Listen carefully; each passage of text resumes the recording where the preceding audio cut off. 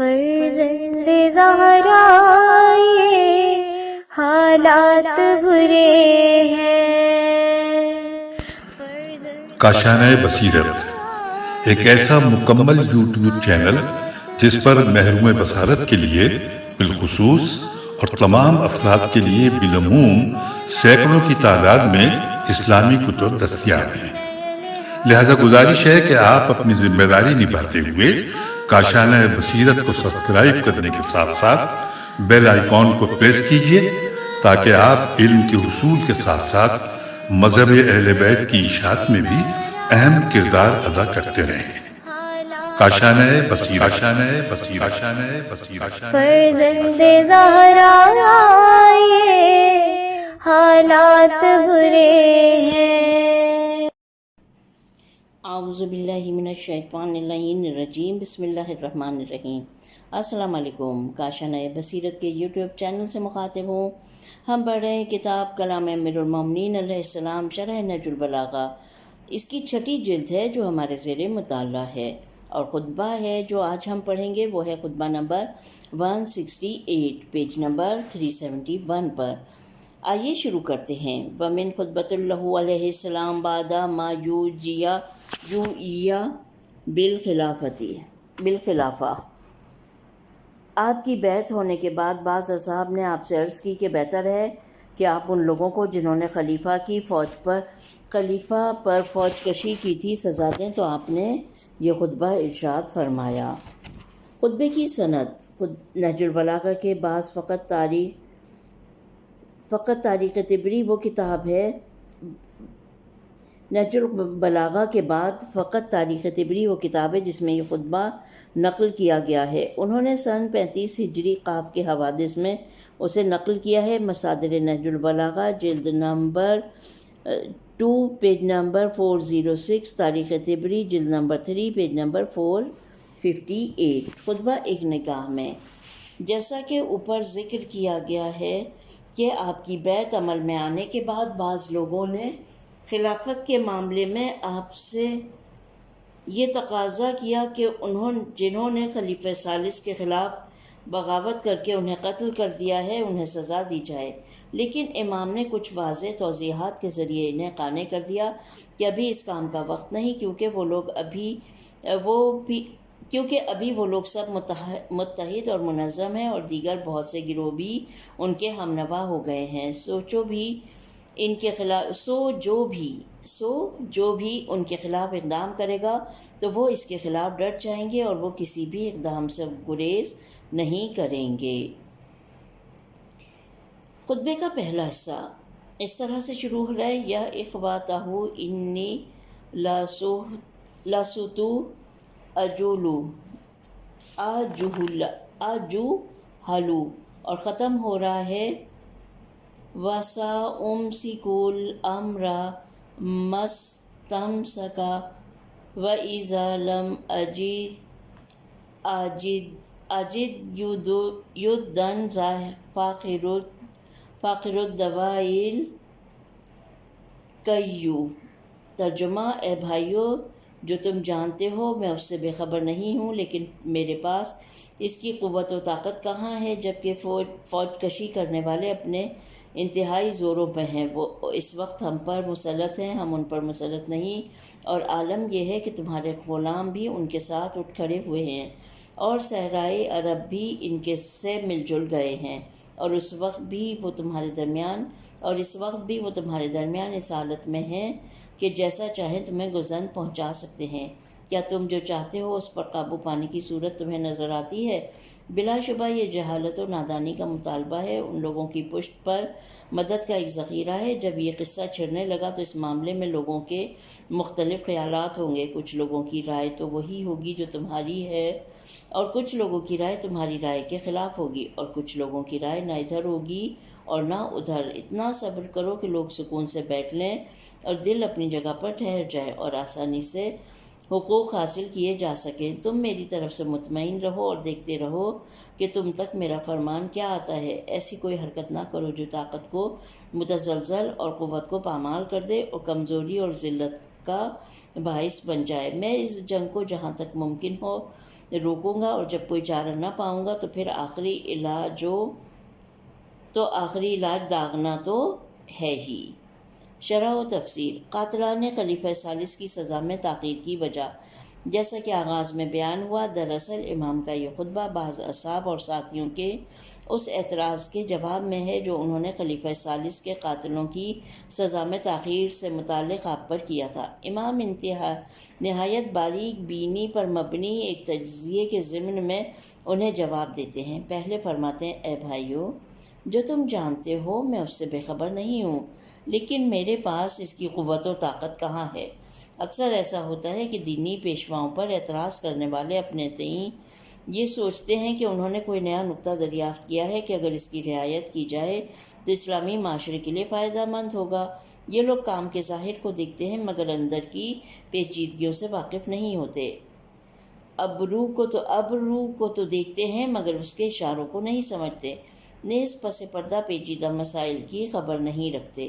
لہٰذا امام اپنے ان جملوں کے بعد ان لوگوں کے لیے اس دور کی معاشرتی صورتحال کا تجزیہ فرماتے ہیں تاکہ وہ سمجھ سکیں کہ ان حالات میں ان کی یہ تجاویز قابل عمل نہیں، جبکہ فوج کشی کرنے والے اپنے انتہائی زوروں پر ہیں اور اس وقت ہم پر مسلط ہیں، ہم ان پر مسلط نہیں۔ یہ کیسے ہو سکتا تھا کہ خلافت کے آغاز میں ہی ایک منظم اور متحد اور غضبناک گروہ کے مقابلے میں ڈٹ جائیں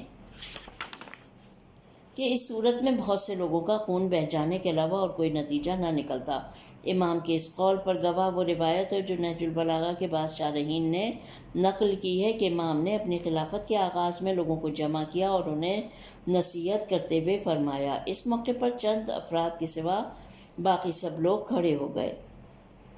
انہیں نصیحت کرتے ہوئے فرمایا، یعنی لی تقم قتلہ عثمان، یعنی عثمان کے قاتلوں کھڑے ہو جاؤ۔ اس موقع پر چند افراد کے سوا سبھی لوگ کھڑے ہو گئے۔ اس کے بعد امام ایک اور نقطے کی جانب اشارہ کرتے ہوئے فرماتے ہیں، اور عالم یہ ہے کہ تمہارے غلام بھی ان کے ساتھ اٹھ کھڑے ہوئے ہیں اور صحرائی عرب بھی ان سے مل جل گئے ہیں، اور اس وقت بھی وہ تمہارے درمیان اس حالت میں ہیں کہ جیسی چاہیں تمہیں گزند پہنچا سکتے ہیں۔ ان تعبیرات سے بخوبی پتہ چلتا ہے کہ خلیفہ ثالث کے خلاف کی گئی بغاوت کی جڑیں بہت گہری تھیں، اور خاص طور پر معاشرے کے محروم طبقے تمام تر قوت کے ساتھ اس کام میں شریک تھے۔ اس کلام کے بعد امام مزید فرماتے ہیں، کیا تم جو چاہتے ہو اس پر قابو پانے کی کوئی صورت تمہیں نظر آتی ہے؟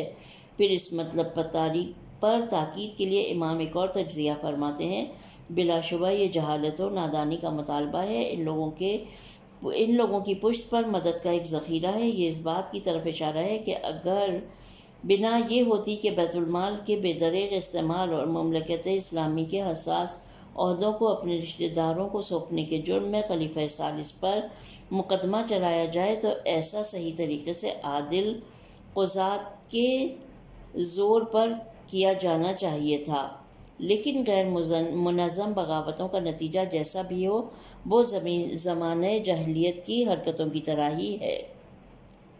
ان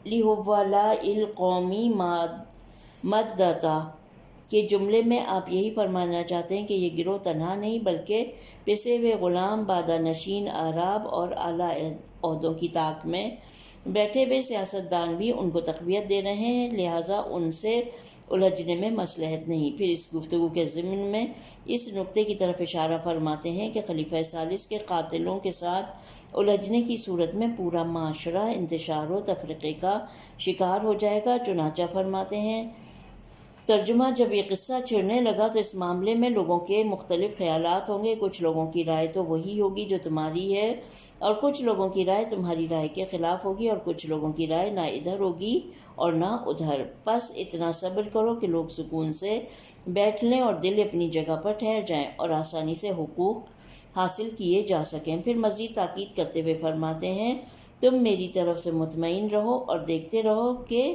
تم تک میرا کیا فرمان آتا ہے۔ کوئی ایسی حرکت نہ کرو جو طاقت کو متزلزل اور قوت کو پامال کر دے اور کمزوری اور ذلت کا باعث بن جائے۔ یہ اس بات کی طرف اشارہ ہے کہ معاشرتی اور اجتماعی امور میں بے جا جلد بازی منفی نتائج کی حامل ہوتی ہے۔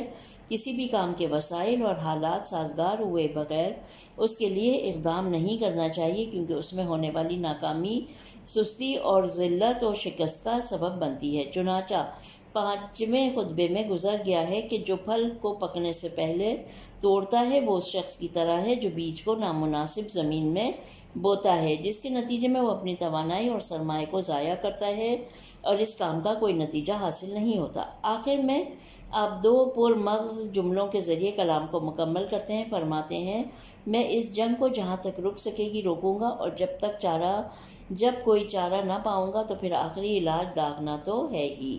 یہ جملہ ممکن ہے کہ اس دباؤ کی طرف اشارہ ہو جو خون خلیفہ کا بدلہ چاہنے والوں کی طرف سے پڑ رہا تھا۔ آپ فرماتے ہیں، میں جہاں تک ممکن ہو صبر سے کام لوں گا اور تلوار نہیں اٹھاؤں گا، لیکن اگر صلح اور دوستی کی کوئی راہ نظر نہ آئے تو مجبوراً طاقت کا استعمال کروں گا اور باغیوں کے شور و غل کا خاتمہ کر دوں گا۔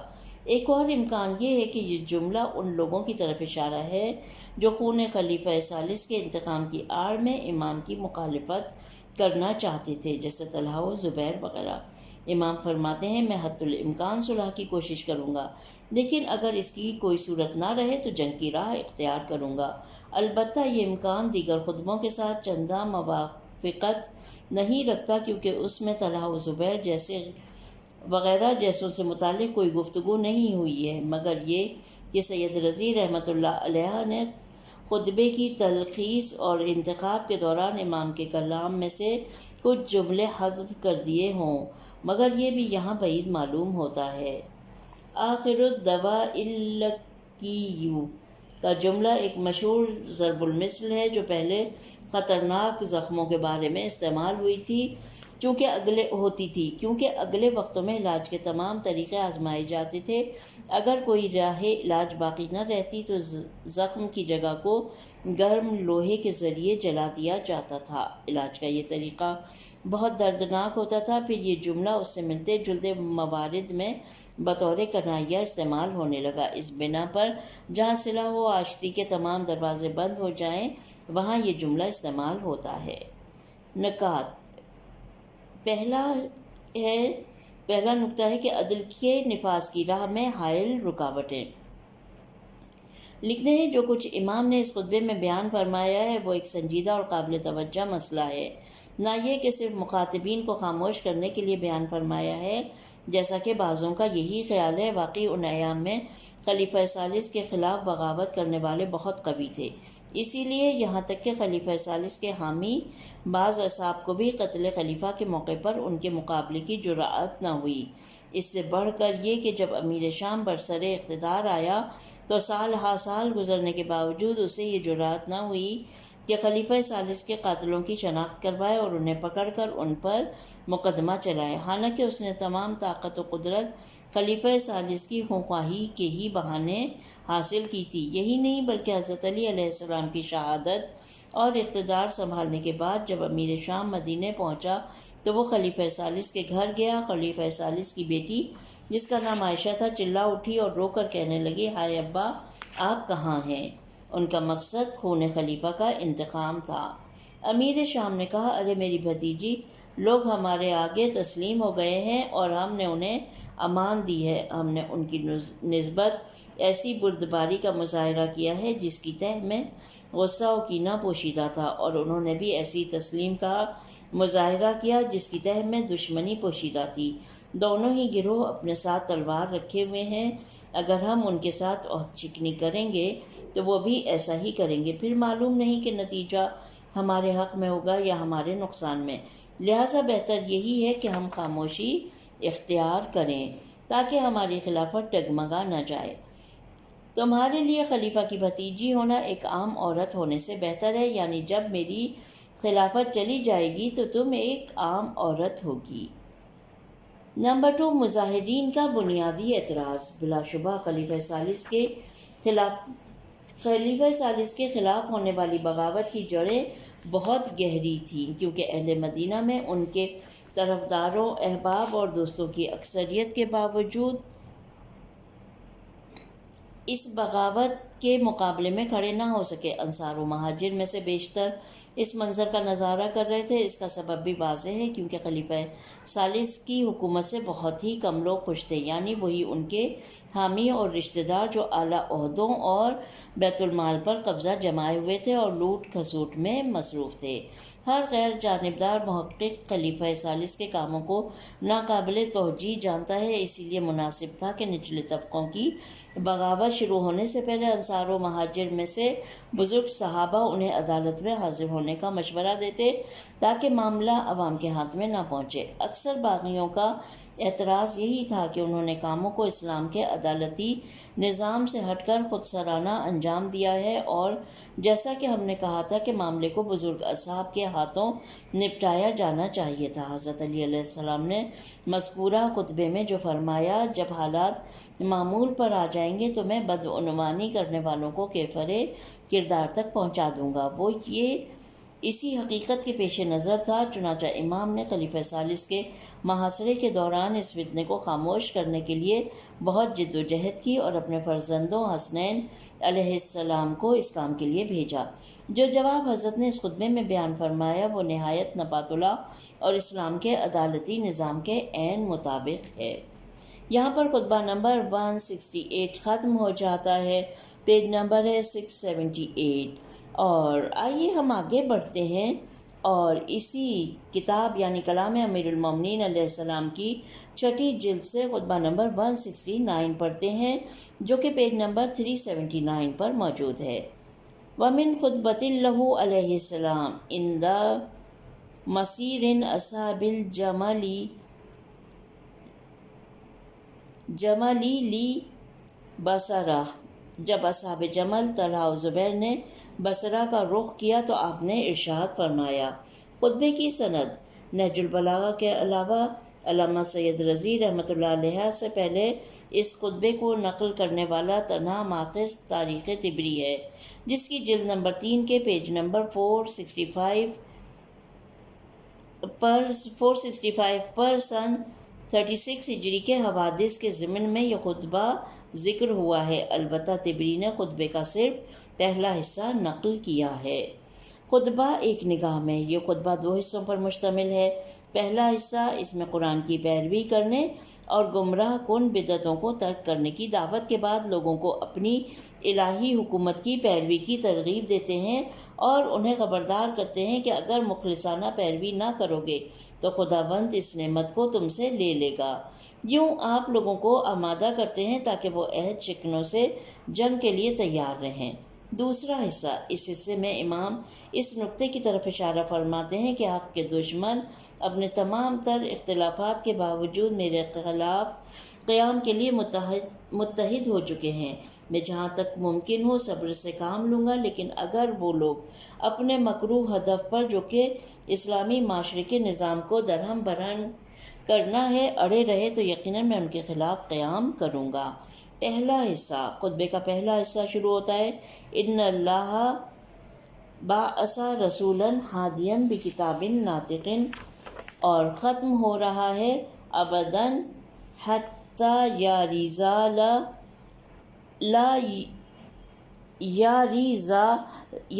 الامر الی غیرکم۔ ترجمہ ہے، غیر اللہ نے اپنے رسول کو ہادی بنا کر بولنے والی کتاب، بے شک اللہ نے، شروع اس طرح ہو رہا ہے بے شک، اس کا ترجمہ بے شک اللہ نے اپنے رسول کو ہادی بنا کر بولنے والی کتاب اور برقرار رہنے والی شریعت کے ساتھ بھیجا جسے تباہ و برباد ہونا ہے۔ وہی اس کی مخالفت سے تباہ ہوگا اور حق سے مشابہ ہونے والی بدعتیں ہی تباہ کیا کرتی ہیں، لیکن وہ کہ جن میں مبتلا ہونے سے اللہ بچائے رکھے۔ بلا شبہ محبت خدا کی اطاعت میں تمہارے لیے سامان حفاظت ہے، لہٰذا تم اس کی ایسی اطاعت کرو جو نہ لائق سرزنش ہو اور نہ بے رغبتی سے بجائی لائی گئی ہو۔ خدا کی قسم، یا تو تمہیں یہ اطاعت کرنا ہوگی یا اللہ اسلامی اقتدار تم سے منتقل کر دے گا اور پھر کبھی تمہاری طرف نہیں پلٹائے گا، یہاں تک کہ وہ یہ اقتدار دوسروں کی طرف رخ موڑ لے گا۔ شرح و تفصیل: اگر قیام نہ کرو گے تو اسلامی حکومت ہاتھ سے نکل جائے گی۔ یہ ہیڈنگ ہے۔ جیسا کہ اوپر بیان ہوا کہ امام نے یہ خطبہ اس وقت ارشاد فرمایا جب آپ کو علم ہوا کہ ناقصین یعنی آپ کی بیعت توڑنے والے اس بات پر متفق ہو چکے ہیں کہ بصرہ میں امیر المومنین کی اسلامی حکومت کے خلاف ایک نئی حکومت تشکیل دی جائے، اور اس کام کے لیے وہ بصرہ کی طرف روانہ ہو چکے ہیں۔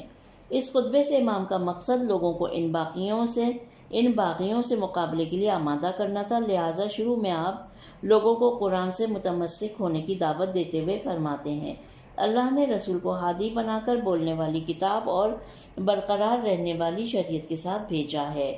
پھر آپ لوگوں کو خبردار کرتے ہوئے فرماتے ہیں، اور حق سے مشابہ ہونے والی بدعتیں ہی تباہ کیا کرتی ہیں، لیکن وہ کہ جن میں مبتلا ہونے سے اللہ بچائے رکھے۔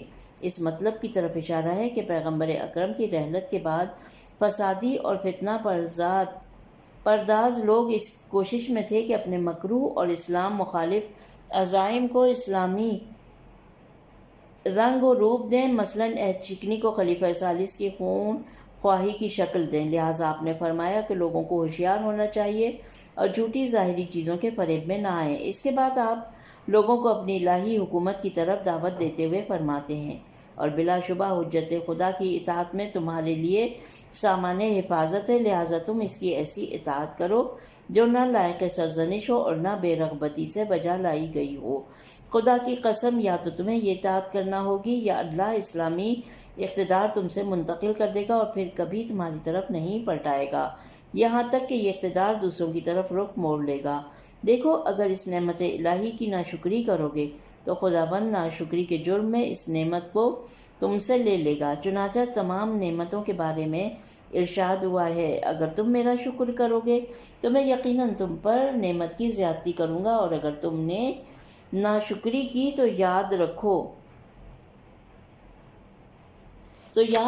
کہ یقیناً میرا عذاب سخت ہے۔ سورہ ابراہیم کی آیت نمبر 7، جس کا ترجمہ میں نے پڑھا۔ لکھتے ہیں، جو کچھ مذکورہ عبارت سے استفادہ ہوتا ہے اس بنا پر حتیٰ غایت کے لیے ہو، اور وہ یہ کہ اگر تم امام حق کی اطاعت نہ کرو گے تو خداوند اسلامی حکومت کو تم سے لے لے گا، اور پھر وہ تمہاری طرف اس وقت تک نہیں لوٹے گی کہ دشمنوں کا ایک گروہ برسر اقتدار آ جائے، اور ان کی نابودی کے بعد الہی حکومت پھر تمہاری طرف لوٹے گی۔ اس تعبیر نے نہج البلاغہ کے مفسرین کو کافی مشکل میں ڈالا ہے، کیونکہ امام کے بعد حکومت بنی امیہ کے قبضے میں تھی، مگر ان کے بعد پھر اہل بیت کی طرف نہیں لوٹ آئی۔ بعض مفسرین کا کہنا ہے کہ حکومت کا بنی عباس کے ہاتھوں میں آنا بھی ایک طرح سے اہل بیت کی طرف لوٹ آنا ہے، کیونکہ وہ بنی ہاشم میں سے تھے، لیکن اس حقیقت کے پیش نظر کہ بنی عباس کے مظالم بھی بنی امیہ کے مظالم سے کچھ کم نہ تھے، یہ تفسیر بعید معلوم ہوتی ہے۔ بعض نے یہ امکان ظاہر کیا ہے کہ اس سے مراد عصر ظہور امام زمانہ علیہ السلام اللہم صلی اللہ محمد و آل محمد میں حکومت کا اہل بیت کی طرف لوٹنا ہے، اور اگر حتیٰ یہاں وعدے عاطفہ کے معنی میں ہو، چنانچہ بعض نے یہ امکان ظاہر کیا ہے تو مشکل حل ہو جاتی ہے، کیونکہ اس صورت میں جملہ یوں ہوگا، اگر امام حق کی اطاعت نہ کرو گے تو خداوند اسلامی حکومت کو تم سے لے لے گا، اور وہ دوبارہ تمہاری طرف نہیں لوٹے گی اور غیروں کے قبضے میں چلی جائے گی۔ البتہ یہاں نہ لوٹنے سے مراد مستقبل قریب میں ہے، ورنہ مستقبل بعید میں ظہور امام زمانہ کے بعد حکومت کا اہل بیت علیہ السلام کی طرف لوٹنے میں کوئی شک و شبہ نہیں ہے۔ یہاں پر خطبہ نمبر 169 کا پہلا حصہ ختم ہو جاتا ہے اور دوسرا حصہ شروع ہوتا ہے۔ پیج نمبر ہے 382۔ دوسرا حصہ شروع ہوتا ہے اِنَّ هَؤُلَاءِ قَدْ تَمَالَوْا، اور ختم ہو رہا ہے وَالْقِيَامُ بِحَقِّهِ وَالنَّهْشُ لِسُنَّتِهِ۔ یہ لوگ ترجمہ ہے اس کا، یہ لوگ میری حکومت سے ناراضگی کی بنا پر آپس میں متفق ہو چکے ہیں، اور مجھے بھی جب تک تمہاری گندگی کا خوف نہ ہوگا صبر کیے رہوں گا۔ اگر وہ اپنی رائے کی کمزوری کے باوجود اس میں کامیاب ہو گئے تو مسلمانوں کا نظم و نسق ٹوٹ جائے گا، اور یہ اس شخص سے جسے اللہ نے امارت و خلافت دی ہے حسد کرتے ہوئے اس دنیا کے طلبگار بن گئے ہیں اور یہ چاہتے ہیں کہ تمام امور شریعت کو پلٹا کر دور جاہلیت کی طرف لے جائیں۔ اگر تم ثابت قدم رہے تو تمہارا ہم پر یہ حق ہوگا کہ ہم تمہارے امور کے تصفیے کے لیے کتاب خدا اور سیرت پیغمبر اکرم پر عمل پیرا ہوں اور ان کے حق کو برپا اور سنت کو بلند کریں۔ میرا حق تم پر یہ ہے کہ تم میری فرما برداری اور اطاعت کرو۔ شرح و تفسیر: اگر فتنہ گر باز نہ آئے تو مزید تحمل نہیں ہوگا۔ یہ ہیڈنگ ہے اور اس کے بعد لکھتے ہیں، یہ خطبہ امام نے اپنی خلافت کے آغاز میں اور بصرہ کی جانب روانگی کے وقت جمل کے فتنہ انگیزوں کی سلگائی ہوئی آگ کو بجھانے کے لیے ارشاد فرمایا ہے۔ آپ نے اس کے پہلے حصے میں اپنے دوستوں کو اطاعت کی دعوت دی اور اب اس حصے میں دشمنوں کو خبردار کر رہے ہیں کہ اپنی فتنہ انگیزیوں سے دستبردار ہو جاؤ ورنہ تم سے بھرپور انداز میں مقابلہ کریں گے۔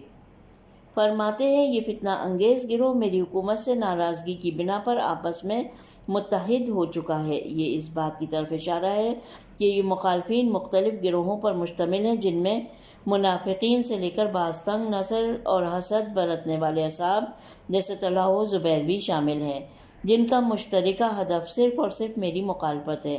پھر فرماتے ہیں، جب تک مجھے تمہاری پراگندگی کا خوف یا اندیشہ نہ ہوگا میں صبر کیے رہوں گا۔ یہ جملہ مخالفین اور دشمنوں کے مقابلے میں امام کے صبر و تحمل کی نشاندہی کرتا ہے کہ آپ کا عقیدہ یہ تھا کہ جب تک معاملہ خطرناک مرحلے تک نہ پہنچے تب تک آپ تلوار نہ اٹھائیں، لیکن اس کے یہ معنی ہرگز نہیں کہ یہ لوگ جو بھی کام کریں امام اس کے مقابلے میں خاموش رہیں۔ لہٰذا بعد کے جملے میں فرماتے ہیں، اگر یہ لوگ اپنی اسی سست اور فاسد فکری پر جمے رہے اور اپنے مذموم مقاصد کو عملی جامہ پہنائے تو مسلمانوں کا نظم و نسق ٹوٹ جائے گا۔ لہٰذا ایسی حالت میں صبر نہیں کروں گا اور ان کی فتنہ انگیزی کو ختم کر کے دم لوں گا۔ پھر اس کے بعد فرماتے ہیں، یہ لوگ اس شخص سے جسے اللہ نے امارت اور خلافت دی ہے حسد کرتے ہیں اور وہ اس دنیا کے طلبگار بن گئے ہیں اور یہ چاہتے ہیں کہ تمام امور شریعت کو دور جاہلیت کی طرف پلٹا دیں اور جاہلیت کی سنت کو پھر سے زندہ کر دیں۔ حسدن لمن افا کا جملہ اس بات کے پیش نظر کہ افا کا مادہ فبی یعنی واپسی ہے، اس مطلب کی طرف اشارہ ہے کہ پیغمبر اکرم کے دور میں حکومت بنی ہاشم کے پاس تھی اور اب بھی اسی خاندان کے پاس لوٹ آئی ہے، اگرچہ حاسدین اس پر تلے ہوئے ہیں کہ دوبارہ اسے حاصل کریں اور اسلامی معاشرے میں دوبارہ جاہلیت کی سنت کو رواج دیں۔ خطبے کے اختتام پر امام حکومت پر لوگوں کے حقوق کی طرف اشارہ کرتے ہوئے فرماتے ہیں، تمہارا حق ہم پر یہ ہے کہ ہم تمہارے امور کے تصفیے کے لیے کتاب خدا اور سنت پیغمبر اکرم پر عمل پیرا ہوں اور ان کے حق کو برپا اور سنت کو قائم کریں۔ یہ اس نقطے کی طرف اشارہ ہے کہ اگر تم پر ہمارا کوئی حق یعنی کامل اور مخلصانہ اطاعت و پیروی کا حق ہے تو بھی ہم پر کوئی حق ہے تو تمہارا بھی ہم پر کوئی حق ہے اور وہ کتاب خدا۔ یہ اس نقطے کی طرف اشارہ ہے کہ اگر تم پر ہمارا کوئی حق ہے یعنی کامل اور مخلصانہ اطاعت و پیروی کا حق تو تمہارا بھی ہم پر کوئی حق ہے اور وہ کتاب خدا اور پیغمبر اکرم کی سنت کا احیا اور اسے آگے بڑھانا ہے، کیونکہ حق ہمیشہ دو طرف ہوتا ہے، یک طرفہ نہیں۔ یہ نقطہ قابل توجہ ہے کہ یہ خطبہ قرآن کی اہمیت پر تاکید کے ساتھ شروع ہوا تھا اور اسی پر ختم ہوا ہے۔ یہاں پر خطبہ نمبر 169 ختم ہو جاتا ہے، پیج نمبر 385، اور یہیں پر ہماری آج کی ریڈنگ بھی ختم ہوتی ہے۔ پروردگار عالم کی بارگاہ میں یہ التجا ہے کہ بار الہ ہماری اس کوشش کو اپنی بارگاہ میں قبول اور مقبول فرما لے۔ ربنا تقبل منا انک انت السمیع العلیم۔ اپنا بہت خیال رکھیے، جلد ہی ہم آگے بڑھیں گے، اس وقت تک کے لیے خدا حافظ۔